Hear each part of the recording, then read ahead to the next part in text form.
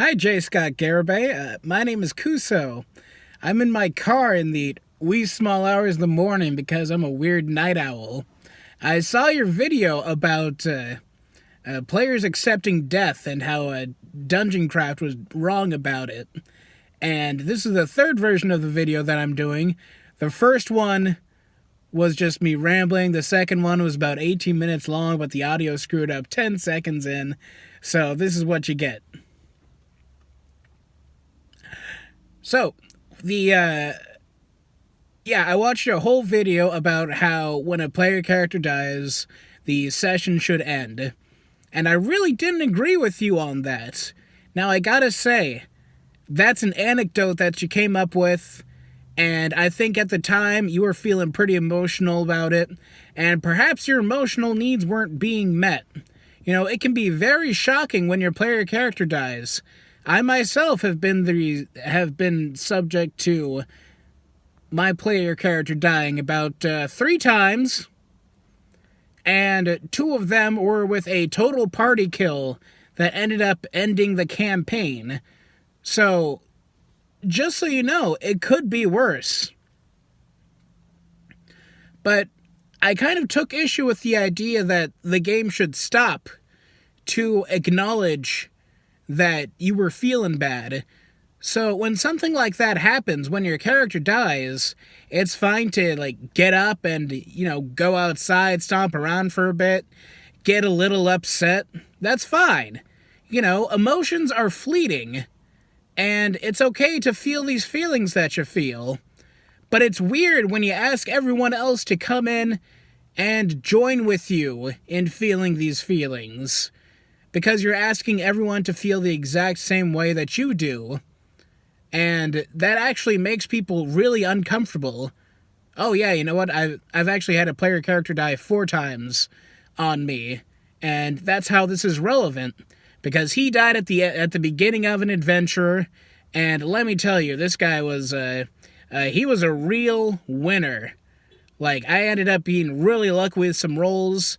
And outside of a direct game time, he would be writing poems, and people loved them. Pig in a Wig is a classic among some of the groups.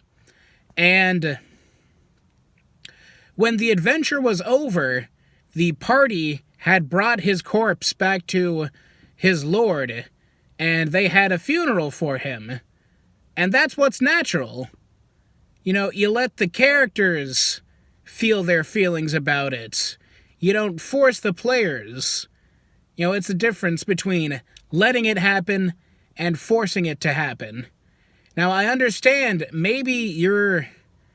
Well, actually, no, you're probably not... you're probably actually pretty experienced with role-playing games. But I agree, sometimes you just really get a character that clicks with you, and you might get attached. But at level 3... that's very reasonable for your character to die, especially in Dungeons & Dragons 5th edition.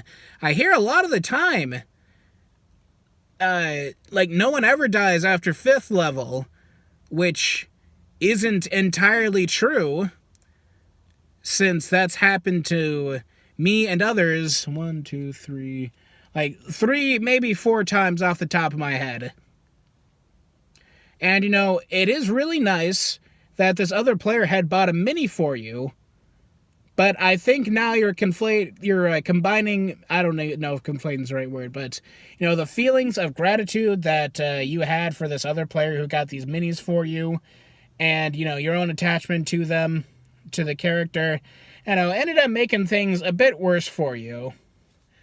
So, I still disagree with you on having everything stop. The important thing is that everyone's there to game and have a good time, and if you feel sad or unhappy about it, then you let it ride through you, and then you make another character, and you get back on the wagon, and you join in with everybody, because everybody is there to have a good time. And if you're there, you should be trying to have a good time too. Speaking of which, I thought your little jab at the OSR community at the end of the video was a little out of place and very spiteful. You seem bitter, because you would mention something about, oh, you probably run a funnel, or something like that. Now, the thing is, when people are doing something that you don't really like, it doesn't matter when you're not getting involved with it. Now, one of my local gaming groups, they play Dungeon Crawl Classics pretty regularly, and I've been invited to them. And one of the players, he's been running Dungeon Crawl Classics for a while, and he's been playing Dungeons & Dragons since the 80s or 90s. And he's a fan of doing the funnel. Now, I've heard about the funnel, and I do enjoy OSR games. I don't play them as much as I'd like to, but I think they're a good time. I'm just not very interested in the funnel. So when I get invited to these games and he mentions, oh, I'm doing the funnel, I say, oh, well, that's not really my cup of tea, so I'll have to pass, but I hope you have fun. So when it comes to things like that where people are having fun in their own way, then that's okay, as long as nobody's getting hurt, and if you're not getting involved, there's no reason for you to get mad about it. So that's all I have to say on the subject. I was looking at your channel, you got a lot of videos, and your read on the video that I'm replying to, it was really smooth. I got to admire that. You can really get stuff out and you can speak clearly for a while. Well, that's a good trait to have. I hope your channel does well. Have a nice day.